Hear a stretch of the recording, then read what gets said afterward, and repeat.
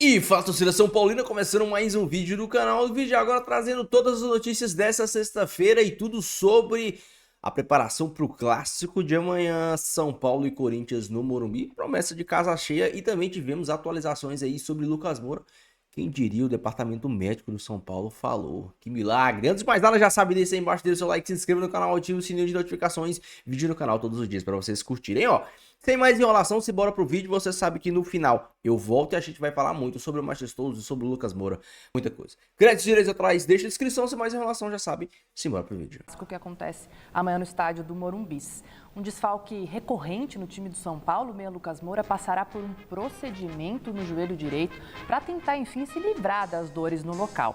Apesar de não se tratar de uma cirurgia de fato, o departamento médico do clube não deu um prazo para retorno do jogador aos gramados. Gente, a gente vem falando aqui durante a semana, o Garrafa esteve aqui, no domingo também no Mesa, ele pedindo, né, Alex, um posicionamento do departamento médico do São Paulo e hoje, de fato, veio uma nota ali toda explicada, o que é o caso do Lucas, o que foi feito, o que vai ser feito agora, enfim. Eu também fui pega de surpresa por toda essa lesão dele aí, bastante tempo fora, né, Alex? A gente estava estranhando o longo tempo de inatividade com a justificativa que tinha sido dada na época, né? Tomou uma pancada no joelho. 4 meses com uma pancada é tempo quase. Ele chegou a dar entrevista. Ele chegou na entrevista. Não, vou voltar. Então. Ele chegou a voltar num jogo e depois tomou uma pancada. De otimismo, né? Ele jogou meio jogo aí e tomou uma pancada no mesmo lugar. Foi contra o Alianza Lima, se eu não me engano. E não atuou mais, porque voltou a sentir. E agora, como ele já estava liberado para treinar, estava prestes a voltar, inclusive, mas acompanhado pelas dores, ele falou, pô, não dá para voltar assim com essa dor que eu tô. Alguma coisa tem que ser feita. Então, é isso que está sendo realizado, acho que hoje, não sei se já foi ou vai ainda nessas próximas horas, mas estava marcado para hoje esse procedimento, que não é uma cirurgia, mas também não é um carinho. É algo que vai acontecer, não é um curativo. Não vai deixá-lo voltar tão brevemente. Acho que é coisa de um mês e meio mais aí, pelo menos. Então... eu conversei com uma pessoa lá do São Paulo, quem não sabe, eu já fui setorista do São Paulo, ainda tenho alguns contatos lá, e me passou cerca de 20 dias. 20 dias. Ele falou a contar a partir do procedimento. O que foi falado para mim foi entre dia 6 e dia 10 de agosto. Eu até fui ver a tabela. Falei, deixa eu ver aqui que vai jogar com quem nessa... 5 de agosto, pega o Atlético Paranaense fora. Dia 10 de agosto, pega o Vitória no Morumbi. E, Libertadores é 12 de agosto. Talvez ele volte para Libertadores. Talvez ele volte para Libertadores, então. Então, assim, pela minha informação, o Lucas volta ali na primeira semana ou início da segunda semana de agosto. Acho que se falar primeira quinzena fica mais... Primeira quinzena. Só que... sabe por que eu não quero? Porque dia 12... dia 12, primeiro jogo da Libertadores. Então, dá para o torcedor de São Paulo sonhar que o Lucas estará à disposição para o primeiro jogo de mata-mata aqui da Libertadores contra o Atlético Nacional. Essa é a esperança. Sem o Lucas em campo, igual já está acontecendo aí nesses últimos meses, o time do São Paulo, o elenco, né, quem entra em campo ali, muda de patamar? Completamente. Para mim, é a mesma proporção do Santos com o Neymar. Isso aí. É a mesma coisa. Isso aí, tô claro. Mesmo com o Oscar em campo. Não. O Lucas, ele muda completamente o time. Tudo. É uma boa comparação. Santos com o Neymar sem Neymar, São Paulo com o Lucas sem Lucas. É muito diferente. Como diria o poeta Bruno Henrique, é outro patamar. Mas aí a gente pode cobrar, por exemplo, o Hernan Crespo da mesma forma? Sem o principal jogador? Não. Por isso que eu falei que o São Paulo também está vivendo um momento de tanta dificuldade, quando eu estava falando do Corinthians, que o Corinthians pode muito bem enfrentar o São Paulo sem o Lucas de igual para igual no Morumbi. Eu acho que vai ser um jogo muito igual, né? E o São Paulo sem o Lucas é um time mais do que comum, e a tabela mostra isso. É isso, é um time mais do que comum ou até menos do que a média. No nível do São Paulo. Exato. Sim. Eu acho que a situação da cobrança do Crespo tem a ver, mas tem que ser sempre mais relacionada ao número de desfalques. Como eu falei aquilo do Dorival, por causa do número de desfalques, muito grande. Aí você olhar para um banco de reserva, né, quase todo mundo ali da base e tal. O do São Paulo, ele não tem um número de desfalques tão grande assim. É que ele teve a sorte também, que na chegada dele teve o período, um monte de gente se recuperou, mas o Lucas ficou, então, assim, né? o elenco deu uma preenchida. Então, ele tem a galera ali, que ele não tem o principal. E o principal, nesse caso, eu tô com o Alex, ele muda completamente o... é outro São Paulo. Vamos, então, dar uma provável escalação aí do São Paulo para vocês, para enfrentar o Corinthians em casa, então? Bora lá, então. Campinho na tela com Rafael no gol, Arboleda, Alan Franco e Ferrarese fechando a defesa, Cédric Soares, Marcos Antônio, Alisson Bobadilha, Oscar e Enzo Dias. Na frente, Luciano e André Silva. Uma provável escalação com 3 zagueiros, aí os 2 laterais mais adiantados um pouquinho. Deve ser isso também, né, gente? Porque a questão para mim é, olha a escalação do São Paulo. Todo mundo aí já jogou mais bola do que está jogando. Certo? Pega o de defesa ali, Ferrarese, Arboleda, Alan Franco. Todos ali viveram grandes fases, um passado bem recente. O André Silva na frente também. Apareceu como, opa, peraí, já merece tomar o lugar do Caleri, né? Mas fez 2 gols aí no jogo passado, né? Então, assim, é um jogador... É porque quando você olha para a tabela e você olha a posição do São Paulo, tudo bem, o elenco não é o São Paulo do Tele, mas é para cair, sabe? É isso que eu não tenho uma opinião formada. Eu estou tentando diagnosticar o que explica o São Paulo estar na situação que está. Porque o São Paulo hoje corre risco de ser rebaixado, briga para isso. Porque está ali, está rondando, vai para a zona, sai da zona... E aí, na próxima rodada, e não vem esse na próxima rodada. Dá tempo, mas todo mundo que caiu, em algum momento falou, não, fica tranquilo, tá cedo. Todo mundo caiu nesse conto. Ainda mais time grande. Ainda mais time grande. Então, assim, eu não sei, eu tenho dificuldade de entender o problema desse São Paulo em jogar bola, porque... Tanto é que trocaram o técnico, né? Para ver se muda alguma coisa, dá uma revigorada, né? E o São Paulo deu sorte contra o Bragantino, que tanto o goleiro como os 3 zagueiros estavam pendurados com 2 amarelos. Se tivesse tomado amarelo, o São Paulo não ia ter nem defesa para jogar. Ninguém tomou amarelo, então, pelo menos... Foi na reza, tá com a né? defesa titular ali. Foi na reza. Inclusive... Eles estiveram lá com o Dorival e tal. A torcida organizada do São Paulo deve ir ao centro de treinamento hoje, conversar com a comissão técnica e jogadores. Na verdade, essa é uma semana, o Mancini destacou isso, né? Teve no Sport, no Vasco, no Corinthians, vai ter no São Paulo. Cada uma de um jeito, sim. Não vai ter, como no Sport e Vasco, a torcida do Corinthians ela não invadiu como o Sport teve e o Vasco teve. Ela, como de costume, a torcida organizada do Corinthians, presidente da Gaviões, ela tem a chave do portão. E até relações políticas no Corinthians que não há em outros clubes. Estão Perfeito. A flor da pele. Pegar o teu gancho. A torcida organizada do São Paulo, ela também tem força política, não tanto quanto a Gaviões. Ela tem uma afinidade, inclusive a liderança política extra-futebol com o presidente do São Paulo, certo? Eles têm afinidades políticas junto ao prefeito da cidade, ao governador da cidade, a liderança da torcida do São Paulo e a liderança do São Paulo comungam das mesmas ideias políticas, talvez algumas pretensões. O presidente da torcida do São Paulo foi candidato a vereador, né? Então tem as ligações ali entre a Independente e o São Paulo e o presidente do São Paulo, elas vão além das questões esportivas. Elas têm pretensões outras. Enfim, só para dizer que o presidente da Independente também tem a chave do centro de treinamento. Mas até agora tem sido a relação da torcida organizada do São Paulo com o time desde 2017, a última vez que o São Paulo correu o risco de rebaixamento, uma postura de incentivo irrestrito. E é verdade, né? A torcida do São Paulo não invadiu, não pressionou, não bateu, não tocou fogo, não sei o que lá. 38 mil vendidos para amanhã, inclusive. Exatamente, né? Não será um público que poderia ser, porque a direção do São Paulo, o presidente do São Paulo continua praticando agora ingressos mais caros até do que o Palmeiras. O Palmeiras caiu a ficha depois de tanta reclamação. É uma das reclamações da torcida organizada e toda a torcida do São Paulo baixar o preço dos ingressos do Morumbi. Então existe, como nos outros clubes, às vésperas de clássico, uma mobilização.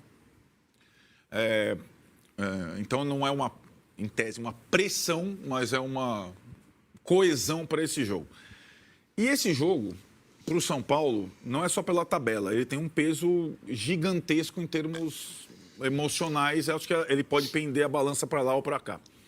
Ou deixar a situação desesperadora mesmo, ou significar uma reabilitação. Embora, para quem esteja nessa zona, e foi assim com o Corinthians no ano passado, não adianta você ganhar os 3 pontos do Clássico apenas. Você tem que ganhar os 3 pontos do Clássico, você tem que pontuar na próxima, você tem que pontuar... Você não sai dessa...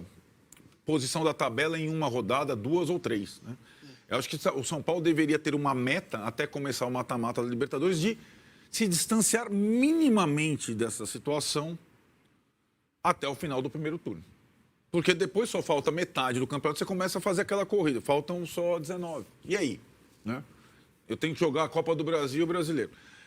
E a Libertadores. Né? Então, o São Paulo está nessa situação complicada, delicada, e vai para o jogo com, esportivamente, muito mais obrigação que o Corinthians. Normalmente é assim no Clássico Paulista, para quem manda, a obrigação de quem manda, que tem torcida única, dessa vez, mais ainda pela situação dos dois times na tabela. Meu caro Massa. E aí? Muita pressão, tem coisas, daqui a pouco a gente pode falar também sobre as questões de dívida, mas acho que esse é o segundo passo. Quando mas vocês quiserem. sobre o jogo, como o São Paulo entra pressionado, time grande quando está lá embaixo, tem um redemoinho que suga para baixo, e é assim que vai o São Paulo em campo, com todas essas questões aí que o Arnaldo falou. Crespo, não me perguntem sobre DM, assim vai. A questão do rebaixamento, ela precisa ser encarada pelo São Paulo, que não é a primeira vez, né? Já nesses últimos 10 anos, o São Paulo tem ido, vai, volta, flerta, sai, fica ali, entendeu? Jogar nessa posição da tabela, isso traz uma exaustão mental muito grande. E deu para ver o comprometimento dos jogadores, da turma que estava lá na tribuna, né? Os jogadores machucados. Não tem outra forma. Agora, a pressão demais em cima de Vitória, nesse momento, ela vem para que se pense que daqui a pouco, nas Copas, o São Paulo possa jogar com mais folga, tendo escapado da zona do rebaixamento, mesmo que ali, por, sei lá, 2 rodadas, você fica ali no 13º, fica num lugar ali mais razoável, né? E isso é um perigo. O foco tem que ser o Campeonato Brasileiro. Esse tem que ser o foco, porque o Fabiano vai se lembrar bem, o Corinthians, no ano passado, escapou da zona, claro, muito bem, mas fez água nas outras Copas, teve que pôr o time reserva, né? Muitas vezes jogou desfocado, jogou sem... Até classificou de forma culposa, mas abriu mão. É muito difícil você manter esta mobilização que vimos contra o Bragantino nas 3 competições. É impossível, é quase impossível. Por causa, o Galo já conseguiu isso, mas é quase, foi o Galo, né? Ganhou as 3. Não ganhou as 3. Ganhou 2 e ficou perto de ganhar a terceira. Você vê. Então, gente, o São Paulo não pode pensar no próximo jogo. Ele tem que pensar neste jogo. Claro que o empate seria ruim. Talvez possa significar, inclusive, a entrada na zona do rebaixamento... Matematicamente. Né? Matematicamente. Evidente que você ganha um clássico, você pode mudar a sua perspectiva. Mas é preciso ter calma nessa hora e pensar a cada 3 jogos. Então, se o São Paulo fizer 5 pontos a cada 3 jogos, ele não vai cair. Então, se você pegar o Red Bull e o Corinthians e vencer o próximo, você fará os 5 pontos. Você teve um empate em casa com o Corinthians, um empate com o Red Bull e uma vitória na sequência contra o adversário. Fora de casa, um adversário então, direto.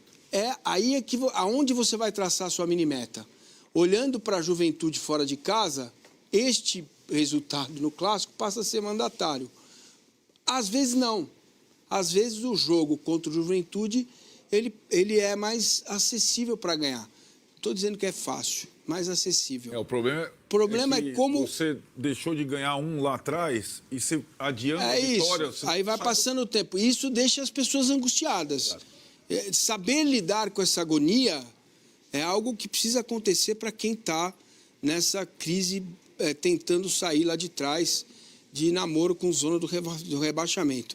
Não é fácil, o São Paulo vai sofrer um pouco, mas óbvio que uma vitória pode mudar tudo, né? 3, 4 pontos contra o Bragantino, mais um com o Juventude, são 5, entendeu? Você começa a respirar. E outra, o primeiro critério de desempate é vitória. Não dá para o São Paulo não ganhar os jogos em casa, cara. São Paulo é preciso readquirir. Mais empatou no campeonato. Então, preciso. quando ele tiver empatado em pontos com alguém, ele vai perder no critério de desempate. Ele já empatou demais, ele já perdeu demais. Tem 2 vitórias no campeonato. Então, Santos e Grêmio. é preciso readquirir no Morumbi aquela simbiose, né, de deixar o adversário surdo. Então, a torcida vai ter que participar e jogadores e comissão também fazerem um bom planejamento. Meus amigos, a primeira grande prova de fogo diante da torcida São Paulina de Hernan Crespo tá chegando. Amanhã São Paulo e Corinthians se enfrentam no Morumbi, promessa de casa cheia aí, 50 e poucos mil inscritos, mil presentes no Morumbi. A primeira grande aparição de Hernan Crespo perante a torcida do São Paulo, o tricolor que precisa desesperadamente da vitória. Eu acho que só a vitória importa para o jogo de amanhã. O São Paulo que, sim, seria perfeito, 5 pontos a cada 3 jogos. O São Paulo já tem o pontinho do Red Bull Bragantino, que empatar lá é difícil, então é um resultado aceitável, mas precisa vencer o Corinthians no Morumbi e também precisa vencer o Juventude lá em Caxias, porque o próximo jogo do São Paulo vai ser contra o Fluminense e aí o bicho vai pegar, porque o Fluminense é um adversário muito chato. Apesar de ter perdido pro Cruzeiro, que é o líder do campeonato, eu assisti o segundo tempo e o Fluminense amassou o Cruzeiro. Amassou o Cruzeiro, então não vai ser uma parada fácil pro São Paulo o jogo contra o Fluminense. Mas vamos falar de clássico. O São Paulo que deve manter a escalação pro jogo contra o Corinthians, a escalação do jogo do Red Bull, uma escalação aceitável. A grande surpresa é a ausência do Alisson por parte técnica, né? Até condicionamento físico, geral falando que o Alisson tá um pouco gordo, talvez. E Bobadilha e Marcos Antônio estão até fazendo uma função interessante. O Marcos Antônio ajuda muito na saída de bola e muito.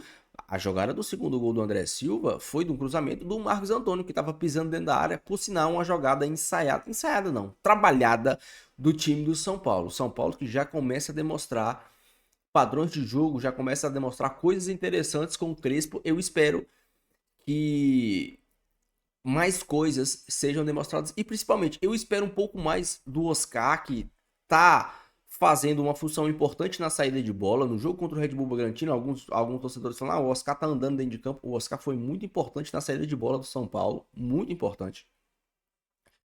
O Oscar, ele era o cara que dava o passe de desafogo para a saída de bola, mas eu concordo que ele tem que ser mais participativo e mais importante no último terço, no terço final, dando bola pro Luciano, dando bola pro André Silva. Mas eu discordo de quem critica o Oscar e fala que ele anda em campo. O Oscar, no jogo contra o Red Bull Bragantino, foi muito importante. Ele jogou muito bem. Ele pode não ter tido uma atuação brilhante do meio para frente, mas nos piores momentos do São Paulo em campo, o Oscar, ele ajudou muito na saída de bola junto com o Marcos Antônio. O time totalmente encaixado, o Oscar dava passe de letra, o Oscar dava passe de primeiro, o Oscar invertia a bola e desafogava o time do São Paulo. Mas eu concordo que ele tem que render mais no último terço. Marcos Antônio, que tá jogando bem, tá sendo um dos destaques do São Paulo nesse começo de trabalho do Hernan Crespo. Já era destaque até na Era Azul Meio-Dia, né? A grande questão e o que eu mais me agrado é o Crespo colocando o Luciano ao lado do André Silva.